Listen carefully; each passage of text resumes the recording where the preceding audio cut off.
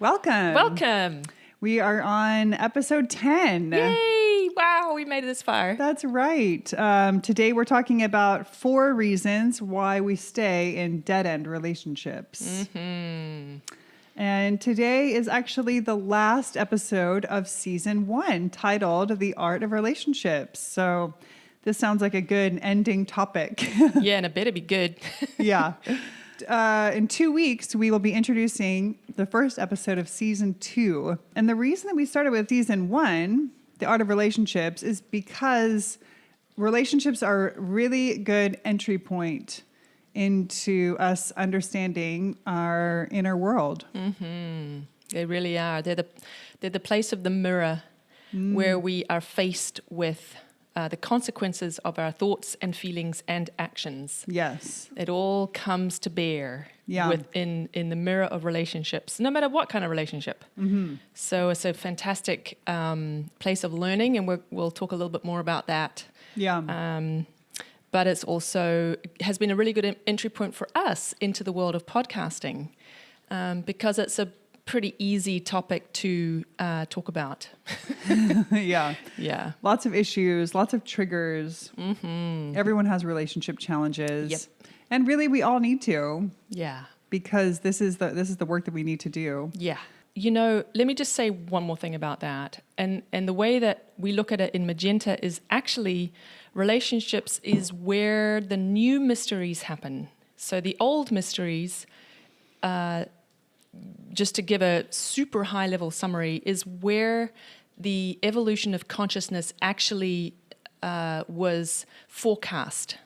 So in the temples and the places where the mysteries, the old mysteries took place, they were training places, they were learning places, and it's where the leadership of humanity were trained and initiated so that they could handle the responsibility for the future direction of humanity in the various coming out of the different schools. And the old mysteries, they're called the old mysteries because they were really appropriate for that they all had different roles to play at different times and points in humanity's evolution.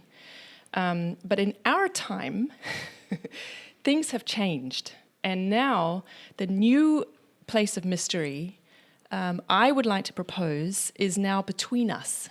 It's no longer in the old temples and the places of initiation. The initiation happens, as Joseph Beuys put it, at the train station. Or the office. Or the office, or in the marriage. Yes. Yeah. Or, in the parent-child relationship, or with your landlady. Or wherever you meet the threshold of your limits. Mm-hmm. That's where the new mysteries happen. And this is why over this whole season we have talked about and hinted about and touched on and tried our best to sort of begin the dialogue about the I, because the new mysteries now are centered around us developing and getting in touch with and forging out of our own free effort, out of our own free initiative, to connect ourselves to that part of us that is still very much in potential. And Rachel and I give it a number of different names. One is the higher self. Another is the I, which comes out of ancient tradition. But also, if you want to give it a technical term, the supra-conscious. And so when we're in relationship difficulties, either we're going to be checked out and we're going to repeat the cycles that we repeat, and we're going to get into that, or we are going to call on a higher power within us and bring that to bear to help us find our way through with the light of our consciousness. Mm-hmm. And in the next season, we will be talking more about this, and it's a difficult subject because it's not as a concept, it's not out there in popular culture. And so it feels and it becomes quite controversial because we're used to seeing ourselves as biomechanical machines, but we really are not. And it's time. It's time that we created a different imagination and have a very different understanding of what and who we are as human beings. Otherwise, we are not going to make it. Welcome to Magenta FM, a show for people who aspire to deeper, richer, and more healthy ways of being in community, in leadership, and in relationship with others. I'm Louisa Barnum. And I'm Rachel Hayslett-Carr. Let's get into the first of these thresholds that we face, and that is unmet needs. That is the first issue that we are going to outline as a reason why we struggle in relationship or stay in dead-end relationships. This is not a topic that we grow up generally understanding or being talked about, and it's really important that we develop a familiarity and a comfort with this idea of having needs. Yes, it's not really okay to have needs, and but I think the thing that we have tried to really express, and I think it's episode 5, but other episodes where we really get into why needs are so important, and we'll just summarize it a tiny bit here for those who haven't heard episode 5. Needs are actually very good. They're good and they're beautiful and they're our truth.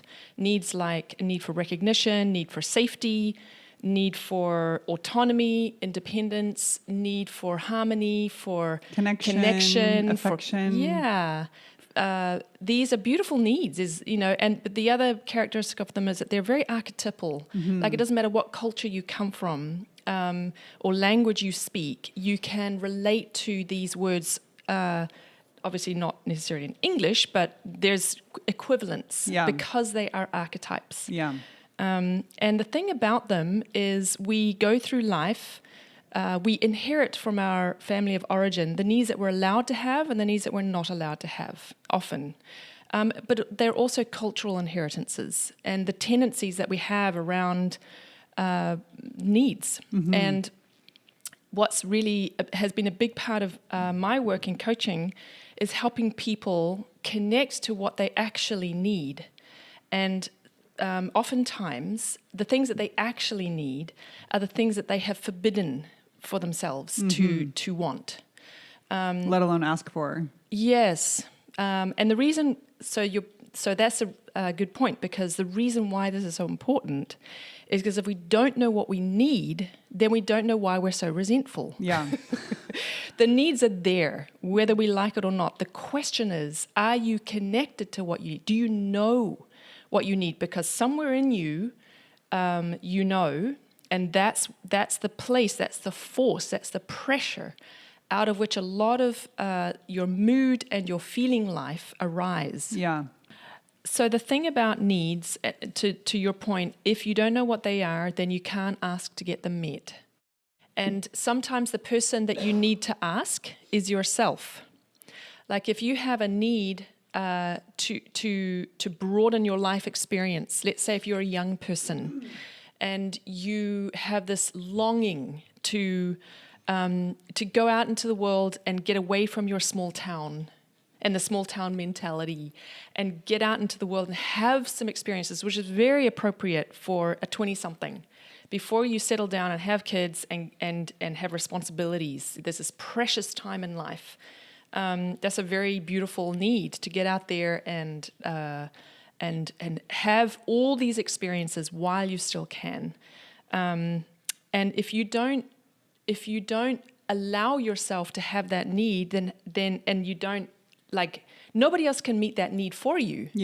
I mean, your parents can say, you should go out there, but if you're not willing to, because whatever your family patterns might be, then, as soon as those babies come, that's it, right? Maybe you can, when you're an empty nester, maybe that's when you can get back to it. But do you see what I'm saying? It's like you're the only one who knows that. And another example would be a need for acknowledgement. If somebody doesn't know that you have that need, they're not going to be able to guess. And this is what we often do, is we really want other people to guess what we need. And we don't want to have to tell someone. But if they don't guess what we need, then we get very resentful. because they should just know. Yeah. And I just urge you to, if you have that thought in your head, they should just know what I need. It's really obvious.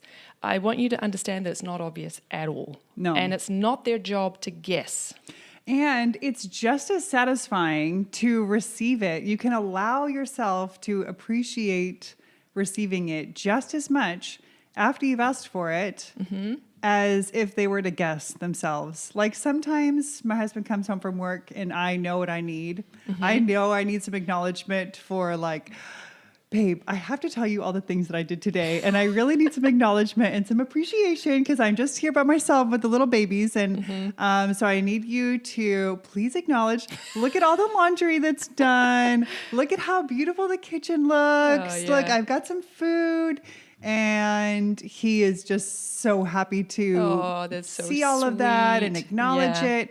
Yeah. And it doesn't cheapen it. It doesn't cheapen Because it you asked? because I asked. No, I could like get in my own way, you know, and tell myself some story or, Which is what we do. Yeah, like Yeah. oh well, this he's only saying it because I asked. But no, I know my husband. I know what is true, and that Right. he sincerely wants to offer this. Right. And if I don't believe that it's cheapened Right.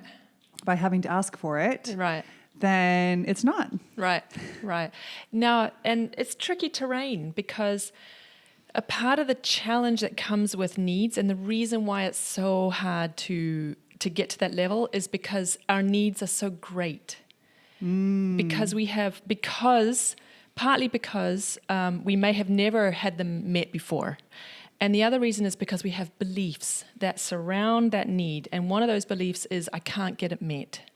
No one is going to meet this need for me, either because I'm not worthy or because I'm not allowed, right? And that sets us up for a really difficult, setup. Because if we were to ask someone and they were to say no, or the world was to say no to us, it's devastating. So it's just easier not to have needs, frankly. You see what I'm saying? Yeah. So it's a little bit of a checkmate situation where you're damned if you do and you're damned if you don't. And that's why, but however, the healing of that is just the step of owning your needs. Yeah. Just, if you could just admit, like a confession, I admit that these are my needs, and you don't have to try and get them met. You don't have to ask the world something. You just have to acknowledge to yourself that you have this need.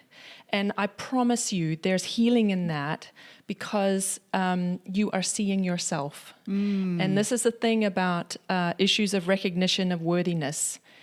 We can be such a black hole because the person who really needs to accept and see and recognize us is really ourselves. Yeah.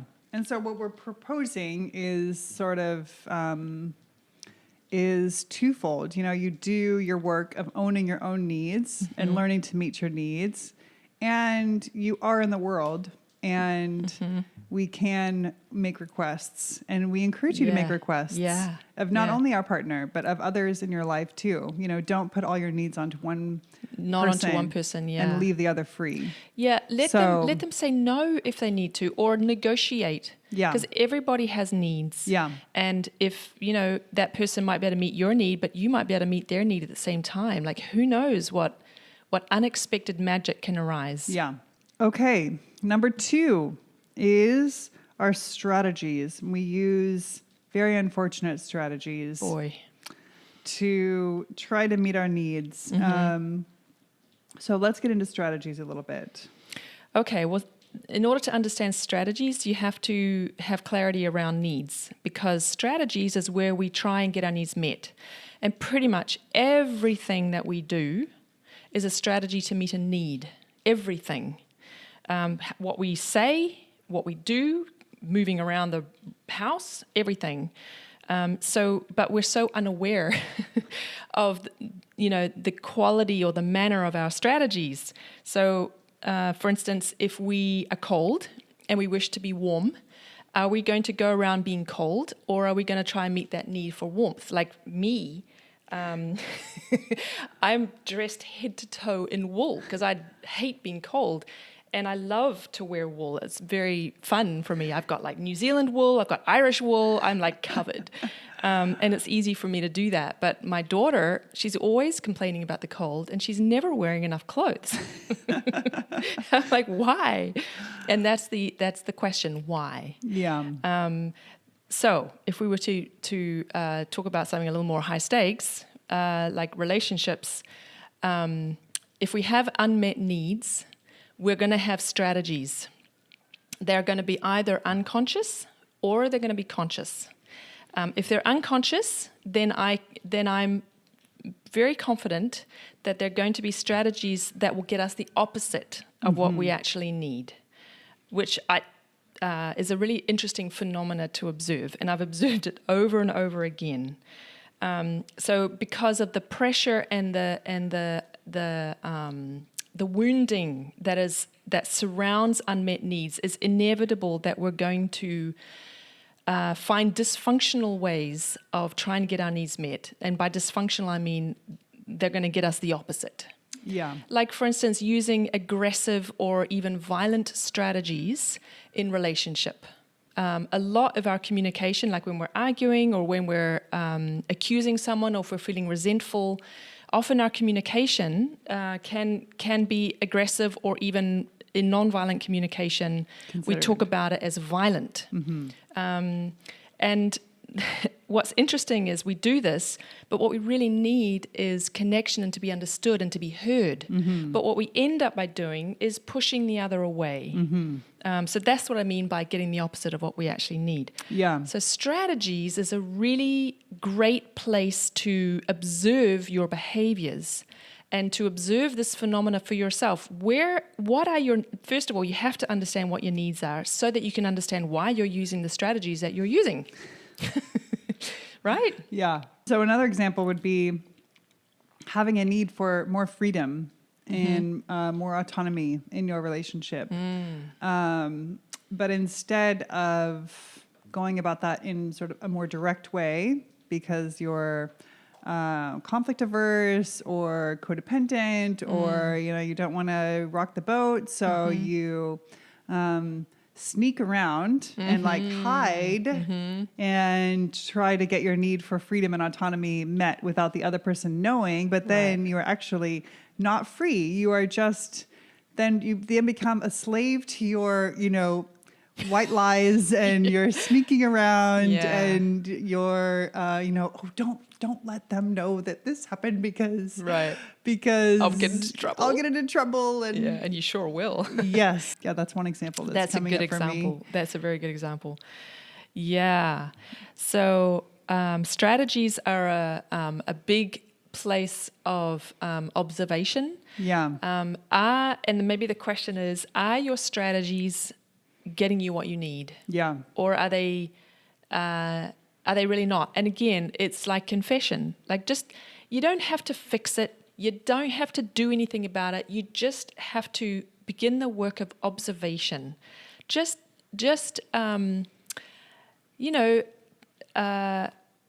Confess to yourself, admit to yourself your own truth, because the truth will set you free. That's the first place. Yeah. That's a huge part of getting out of these cycles in which you're stuck. Yeah. Okay, shall we move on? Yeah, before we do, let's just tie this back to the dead end nature. When we're in a relationship that feels like a dead end, the reason why is because we get into situations that we call checkmates. And a checkmate is exactly as it sounds. Doesn't matter what we do, we end up in the same place. So it's like we're between a rock and a hard place, like a Groundhog Day, but for a dead-end relationship. And it seems like there's no options, because the strategies that we want to employ are not working. Like, okay, well, if I do this, I'm going to, upset my partner. And then if I do this, I'm going to... this is forbidden in this other way. Right. So, I'm this isn't my fault. Yeah. Like there's no options available to me. Yeah. And actually what those situations are telling you is that there is a very precise, option or direction that you need to go, Right. which is in a direction you've never gone before. Yes. And this is the thing about strategies, is that we believe that we have a very few possibilities Yes. because this is what we know. Yeah. And we haven't yet considered that there might be actually many different possible strategies. One of them we're suggesting to you already, which is get to know your needs. Yeah. Your unmet needs specifically. Because if you are in a relationship that does feel like a dead end, or you're afraid that it might be a dead end relationship, I can guarantee that part of the reason is because you're not getting your needs met. So what are your needs? Yeah. And get to know their nuances. Yeah. Not just I need to, and don't make it about the other person. Yeah. What are your needs? And not necessarily needs that the other person are going to meet, but just what do you need? Leave your partner out of the equation, out of the question. All your resentment, all your feelings that arise out of not being able to get your needs met, just what are they? Yeah. And then when it comes to strategies, understand that the reason why you're in a dead-end relationship is because the strategies that you're using are not working. And I want you to know that there are more strategies that you have not thought of, and you're not going to think of them until you get to know your needs. Yeah. Yeah. And another thing I want to add, notice if your strategy to solve your relationship issues is always to leave the relationship. Oh, yeah. If that's your go-to strategy, then examine that. And maybe it's, much less about the other person than you conclude, or that you jump to that conclusion, because that's the safe and easy way to get your needs met. And to not face yes, what's really going on. Yeah, exactly. Yeah, and just to say that I think we always advocate that when you listen to us go through these 4 reasons, that you understand that we leave the other person in your life completely out of it. And the reason for this is if you include the other person in your analysis, you are actually limiting that insight that's available to you, because it's really not about the other person, because it's really important that you get out of the blame game. It's no one's fault that you're in this situation. There's no blame, there's no fault finding. There's just what can you do with what you have, which is I can start to examine in these 4 ways. These are sort of places to start. Why I am in this predicament. Yeah. There's where your power lies. Yeah. There's where your agency lies. Not in, okay, this is my part, this is their part, apportioning blame. That's not going to free you. And I will say that this is the work of taking back your projection, because, my friend, projection is the problem here. It's not the other person. Mm-hmm. And both of you are playing the projection game. Yes, we know this about dead-end relationship situations and setups. But your work of taking back your projection, taking back and cleaning it out of your projections in the ways that we're suggesting here is enormously liberating, because on the other side of that hard, sometimes, overwhelming and complicated seeming work, on the other side of that is clarity and light and liberation. Mm-hmm. And then you can see clearly, because neither Rachel and I cannot say whether someone should stay or leave, and neither can your friends or family. They'll be like, yeah, you should leave him or her or whatever. But that's not up to them either.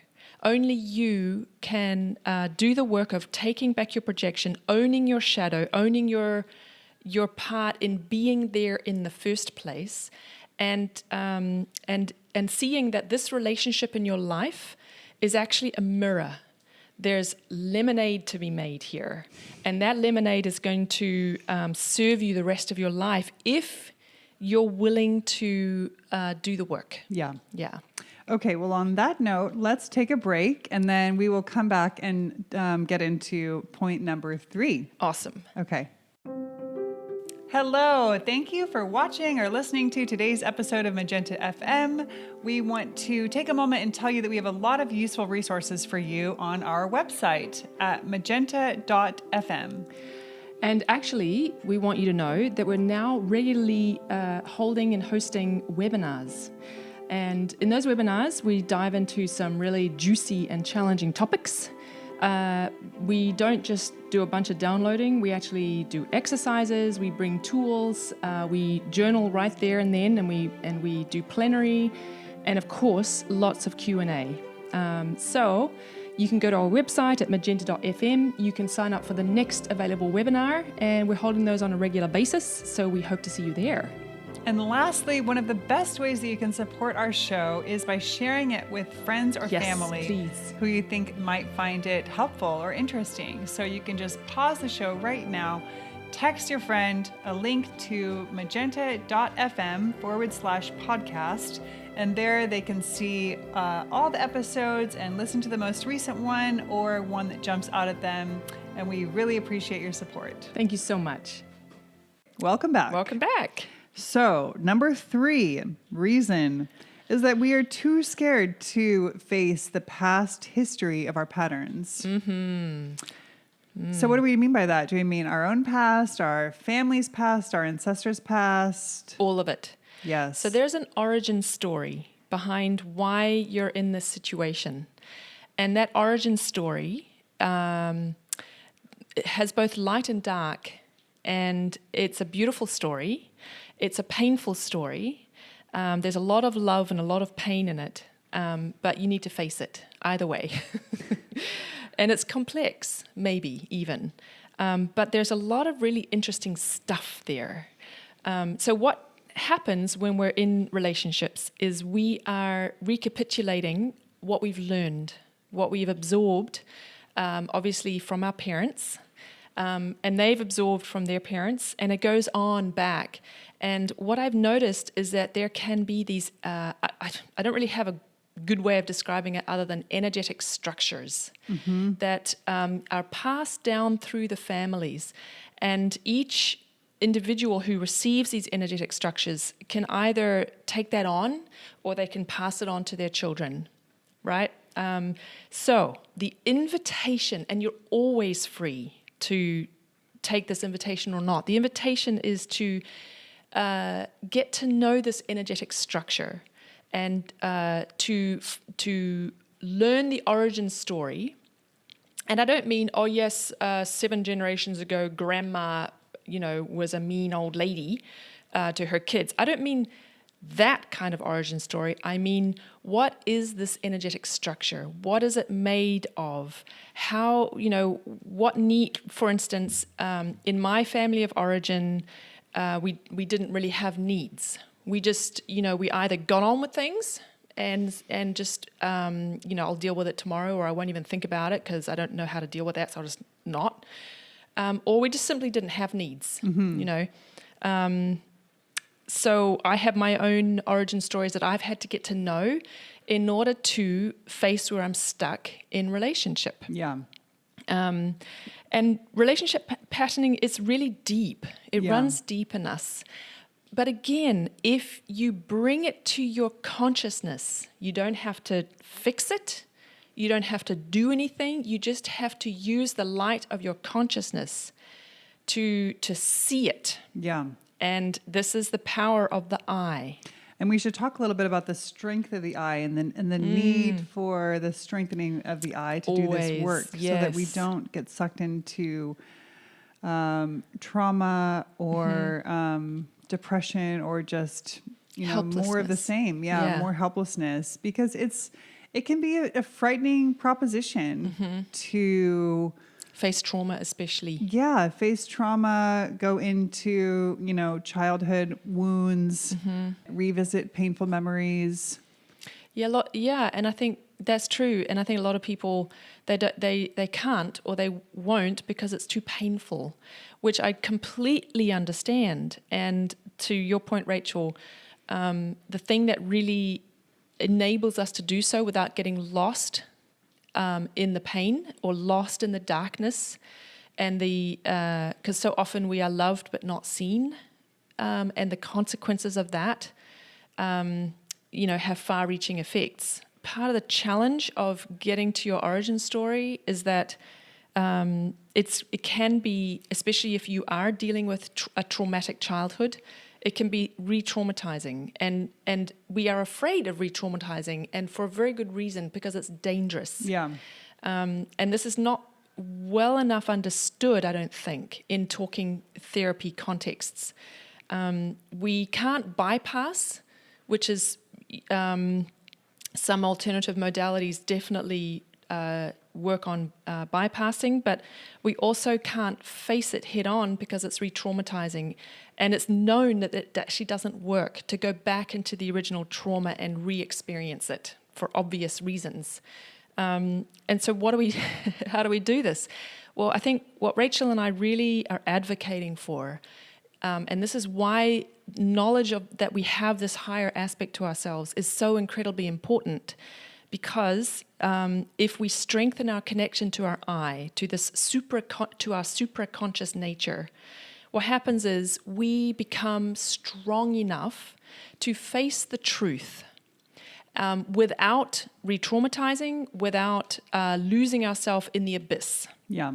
And this is so important in healing work. And when you go back into the past, I in my practice, going back into the past is something that we do after a lot of other work. I know in my own experience, it is possible to go into the past, painful childhood memories and even traumatic events with sufficient strength of the higher self. Right. So you're not really identifying or like suddenly becoming that person, that victim. You're going in as almost a higher being, and bringing, healing to that event or that time in your life.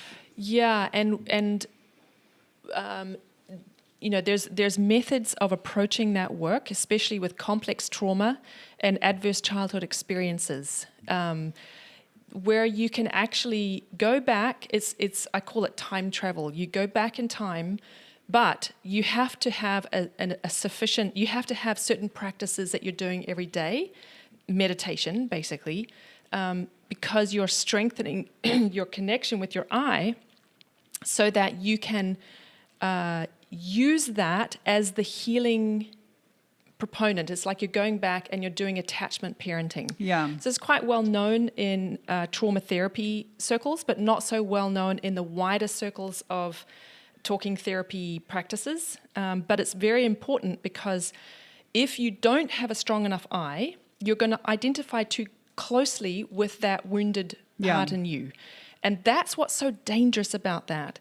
So when you do the work of strengthening your I, and we teach this in the school, we have in Magenta, we have a course called Elevated Presence Masterclass, which is designed specifically for this kind of work, connecting to your higher self so that you can do this healing work. Yeah. That needs to happen so that you can trace the origin story without getting sucked back into what you believe about what happened. Because when you believe, you are unable to certain things that reinforce the behaviors that and the outcomes you're currently experiencing in a dead-end relationship, for example. You are going to see the darkness, but you are not going to be able to be objective about the beautiful things in your childhood and the beautiful things about who you were as a child and a young person. So this is complicated territory, but the way through is to strengthen your light. Can't emphasize that enough. And the outcomes of facing your past history and these patterns can just be very mysterious and magical. And I was just telling a friend recently that, going through this kind of work can suddenly just like change the people who are like showing up in your life in the dating world, for instance. It's like you're not consciously, because everyone goes into dating thinking they're going to like look for the best match, and then maybe they keep ending up with like the same people with the same issues. And it's not that they need to like get a better checklist or like, that might just kind of happen on its own, but, it's like you start to heal the past and you heal some of these patterns within yourself. And then suddenly like the person who's showing up on the other side of the table on your dinner date, is just a new kind of person. Yeah. And it's just sort of magical and mysterious. And it's kind of hard to really explain to somebody how this work leads to healthier people showing up in your life. Yeah, because what happens is so long as these things remain unexamined, it's like we're hardwired toward a certain kind of energetic pattern. Yeah. And we are unconsciously hardwired to choose. For instance, if we were raised in abusive conditions as a child, we tend to seek out abusive relationships. And it could be love relationships, or it might be other kinds of relationships where there's some kind of bullying tendencies. Or controlling or and narcissistic. Yes. And let's talk about narcissism, because narcissism is very interesting because it's a spectrum. So you might be like, I am never going to fall in love with someone like my parents. Like, no. So you might choose somebody who's like the opposite. But you see, these kinds of tendencies as energetic patterns, like narcissism, exists on a spectrum. And one extreme end is the world revolves around me. And the other extreme end of expression of this energetic pattern is I revolve around the narcissist in my life. Yeah. So you could pick either one end of these energetic patterns to sit in your relationships, or to express in your relationships. Yeah. So you might say, I am not going to choose my parent, but you choose potentially the exact opposite. Yes, exactly. But which is another kind of expression of the same problem. Yeah.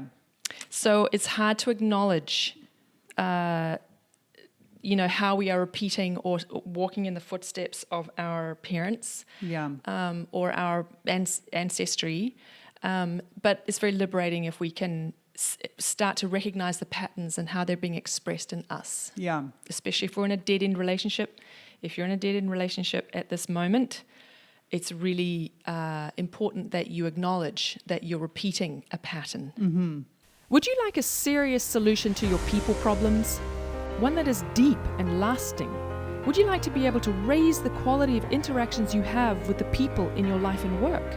Most people believe that the solution to ongoing people problems, such as conflict and misunderstanding, is memorizing the right thing to say or some other clever tactic.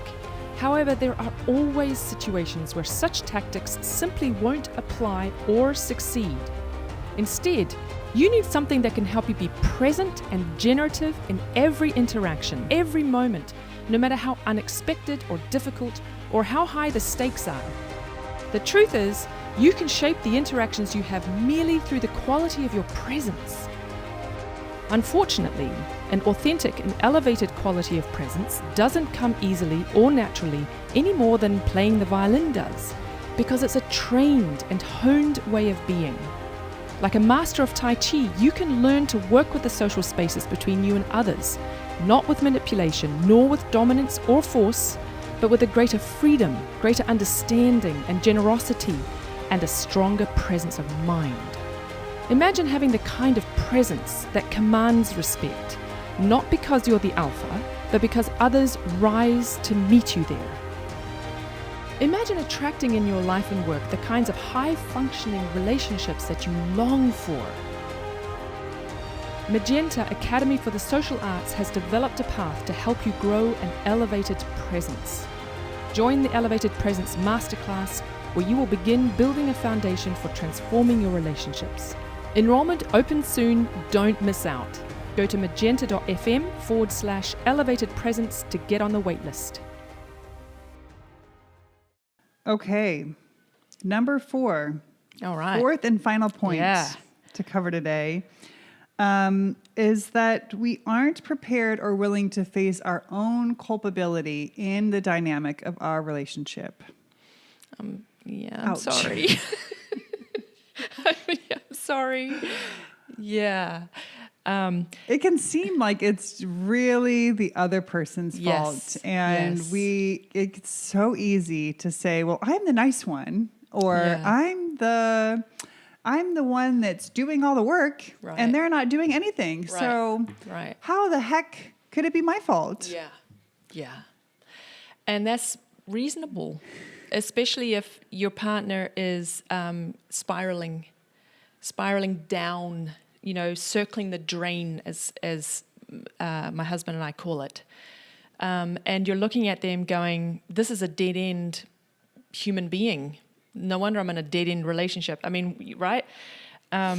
However, there's a lot we can do to take back our power and agency in even, in a situation in which we're 100% convinced that it's the other person who's at fault, right? Yeah. So this, in a way, point number 3 and 4 maybe could have been reversed, because it's actually better to focus on your culpability or your responsibility in the present. It's easier to focus on that. In fact, especially if you do have a traumatic past, this is the next place to go, is to look at how you're expressing this energetic pattern in your relationships in the present. Mm-hmm. Get to know the patterns as they play out in space and time in the present, before you start looking into the past for the origin story. Yeah. So there's definitely an order, but they both require that you have a presencing practice. Yes. Yeah. But anyway, what we mean by culpability is it's not about the other. This is not about who's to blame. And when we say culpability, we don't mean blame.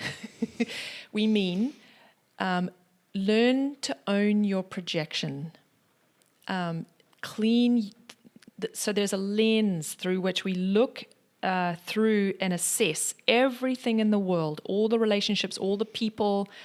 There are conclusions that we're drawing pretty much instantaneously based on what we believe. Mm-hmm. So that the color of those lenses is how we see everything is colored. And so if you actually got to know the nature of those beliefs, what you believe about the world, your worldviews, what you believe about yourself, do you believe that you're actually not really a worthy person? What do you believe about other people? They can't be trusted. For instance, I'm just throwing out examples there. What you believe. Yeah. When you get to know that is what we mean by owning your projection. Mm-hmm. And when you start to realize just how much all of that colors how you see other people, and especially significant people in your life, you start to realize just how many tiny little decisions you made along the way that created the checkmate, the setup that you're currently in. Yeah. That's when you, hopefully, if you can follow this logically and just with common sense, see how you got yourself in this situation and how you can get yourself out of it. Mm-hmm. And no one can know what the right thing to do is. But as we like except you. Except you. Yeah, it's like a mother and her child. The mother knows. Mm-hmm. And the more she can learn to trust her intuition and herself. And not the projection of fear that's been put into her by society and or authority. Yes. Yeah, the better for everyone involved. Yeah. And I would say the same for you. Yes, I understand that you're in a dead-end relationship if you are, or that you're in a situation that feels like a real checkmate. But I think a great place to start is just to walk through life and say, I trust myself. I trust myself. I'm going to own my projection. I'm going to trust that I will find a way through this, and it doesn't have to be absolutely miserable for all involved. There's a way through. Yeah. I just don't know the right strategy yet. Yeah. One of the things that, we can look at strategies and needs through this perspective. The reason why we're saying get to know what your actual unmet needs are, and just be truthful with yourself about that, and then get to know the strategies that you're using to try and get those needs met, and be truthful with yourself about that.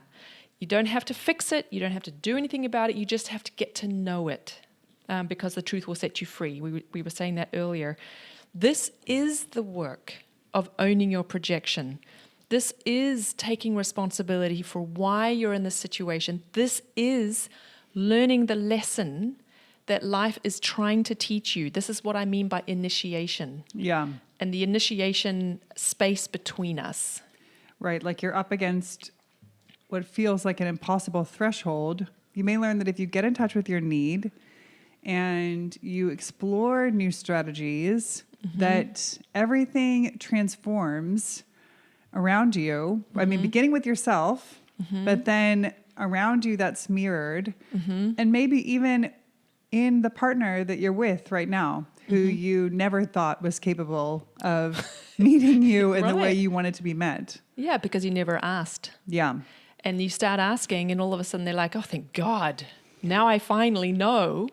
And then you can start to have a dialogue instead of it being a dead end. Right. Or maybe you asked, but you had very weak boundaries, or you had people sharing responsibilities.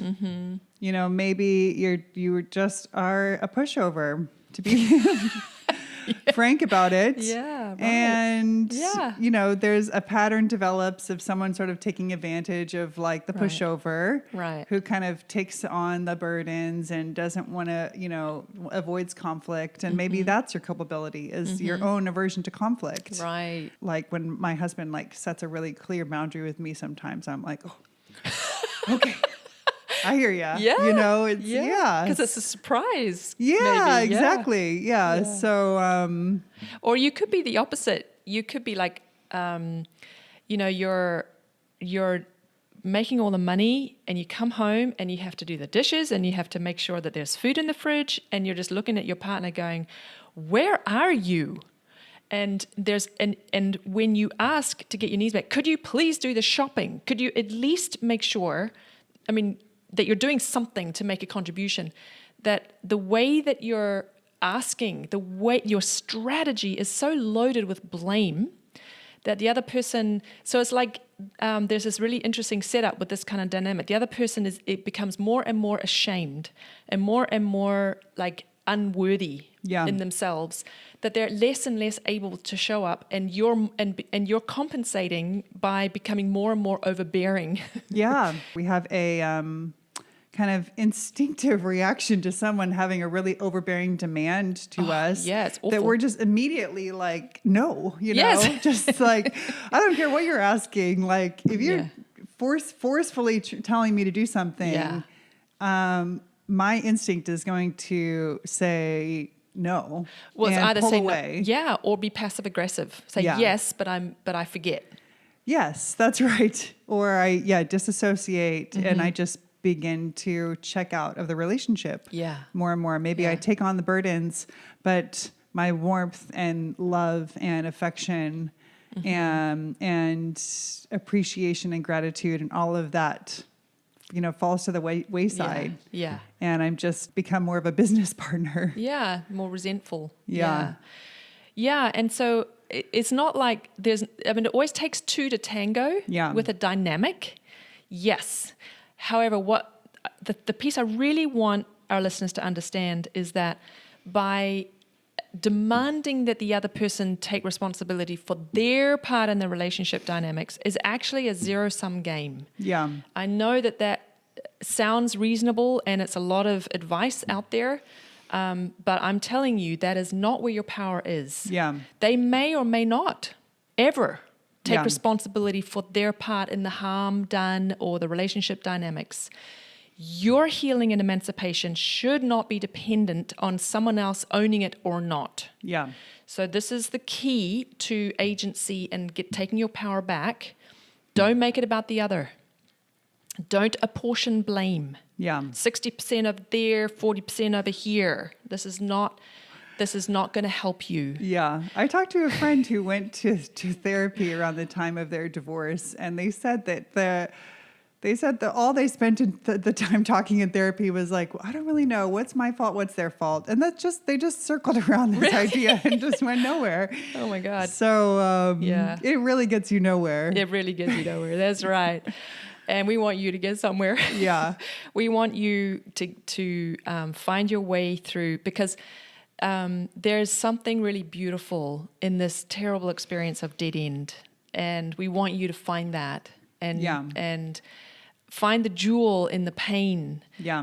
And the jewel is you're becoming. Mm-hmm. You're learning and growing and transforming and becoming. And your pain is the most efficient way that the gods know. It's like transforming through fire. It's like walking through fire. Yes, it is. And it can feel like burning off a layer of our skin that we have held onto for a long time. Yes. And it can be rough. It's painful. It's fierce. It's very fierce. It is fierce. Yeah. But on the other side of it is a freedom and a whole new glowing skin underneath our wounds and projections and that we, didn't even know was there. Yeah, because you are not your wounds. Yes. You are not your dead-end relationship. You are not your pain. Yeah. You are this higher being that while we're incarnated on this planet, it's very hard for us, especially in this time of deep and profound materialism, where everything that is spiritual about our nature has been stripped out of our understanding and our knowledge, except if you're out on the fringe. Yeah. And then there's a lot of illusion out there too. Yeah. All of that has been so stripped away that it's very hard for us to find our way to that. And this is why the wise gods and the wisdom of your shadow is your teacher in this. As you burn away all that is not you, what's left is you as a spiritual being. Yes. Having a physical experience. Okay. On that note, let's do a little recap. Okay. Does that sound good? Yeah. So it's pretty quick today. We went over 4 main points, starting with needs, unmet needs, and forbidden needs, and how that getting to know that is really the starting place. Mm-hmm. Okay. And then second, we talked about strategies and how everything that we do is a strategy to meet a need. Mm-hmm. And if we examine our strategies that we're using in our life, we can learn a lot. Yes, we can. Yep. And then we talked about facing the past and facing the patterns of our own personal past, of our family's past, and sort of this energetic structures, as you put it. The origin story. Yeah, that we can get to know and really heal the wounds that are driving our relationships challenges, and the reason why certain challenges are showing up in our lives. Mm-hmm. But we need to strengthen the eye to really go into that work. Otherwise, it is very dangerous or just ineffective. Right. And then our last point was about facing your own culpability in the dynamics in your life. Mm-hmm. And this can seem like painful work. And it is painful work. It is painful work. But it will set you free, and it can set the other free also. Yes. And there is much to be gained by taking your power back and owning your own part of the dynamics that are playing out in your relationships, either at work or with your friends or your parents or your lover. There's much work to be done And much to be gained. So today's episode, as we mentioned, is the last episode of season 1, The Art of Relationships. Yay! And we covered, today was a bit of a summary, but hopefully you got some new information as well, and also some reiteration of some really important concepts that might be new to you. Right. And what else do we want to say in our conclusion? We're not going to reveal what the second season is going to be. You're just going to have to find out. But we're really excited to get into it. And we hope you'll join us over into our second season. Yes. And it'll be in the same title, Magenta FM, just season 2. So you'll be able to get it wherever you're getting a current podcast or video. And just make sure that you're subscribed. And also, if you like what you're hearing and you want to support us, please share it. Share it with your friends and your family, your lovers, your enemies. Share it freely, especially with your enemies. Because that could really, do some interesting transformative work in the world. So share, please. That would really help us and support us in growing this podcast. Yes. And if you want to learn more about what we're doing in the school, go to our website, magenta.fm, and sign up for our newsletter where you can get notifications about webinars and free teachings and resources that we want to share with you freely. So magenta.fm, and please sign up for the newsletter. That'd be awesome. Okay, well, we will see you in season 2. Thank you so much for listening.